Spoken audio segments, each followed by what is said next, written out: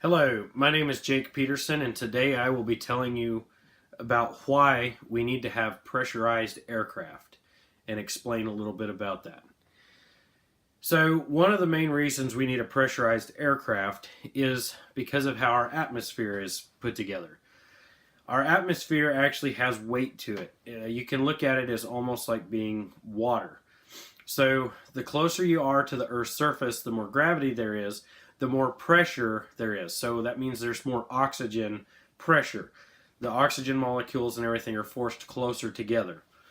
So as you get up to a higher altitude in an aircraft, those oxygen molecules spread out a little bit. Everybody says that there's less oxygen at higher altitudes, which actually isn't true. It just means that the air is less dense, and so less oxygen is available in a given amount of space. But there's still the same amount of oxygen at altitude as there is towards the surface. So for a pressurized aircraft, why we need them, as we're flying at a higher altitude, the pressure is less. So in order for passengers to be comfortable, for pilots to be able to breathe, stuff like that, we pressurize the aircraft. And pressurizing the aircraft, you would think that it's just kind of like blowing up a balloon.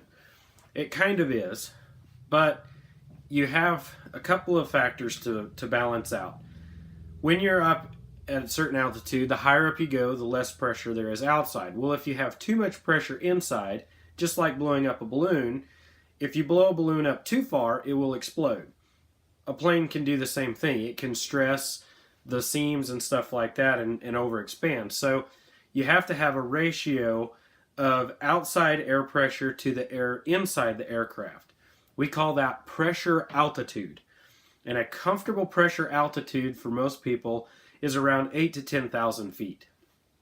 So the other thing besides being able to breathe and make passengers comfortable and stuff like that without actually having an oxygen mask or supplemental oxygen, airplanes actually fly more efficiently at higher altitudes. The engines run more efficiently. They can run cooler because the further up you are, the cooler it gets. The colder air works for better combustion. Also, because the oxygen molecules are spread out further, you can achieve a higher airspeed to a ground speed, or a lower airspeed to a faster ground speed.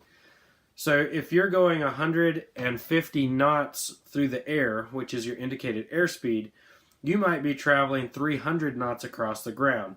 That's a little bit unrealistic on the numbers, but it's for example that you can actually be moving through the air slower than what you're actually moving across the ground because of the density of the air.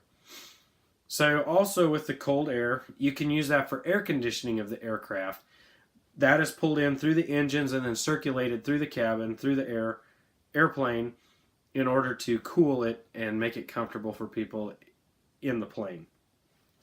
The other thing too is most of our weather does not occur above a certain altitude. So when we get up to really high altitudes in our commercial airliners, we can actually fly over weather.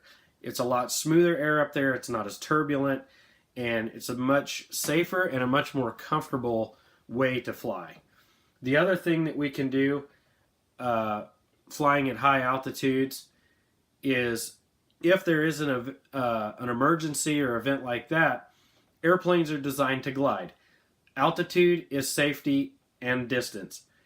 So at a higher altitude, you actually have more room to glide in case of an engine failure or something like that to get to the ground safely at a designated landing point. Thank you for watching my informative speech on pressurized aircraft and why we need them. Thank you.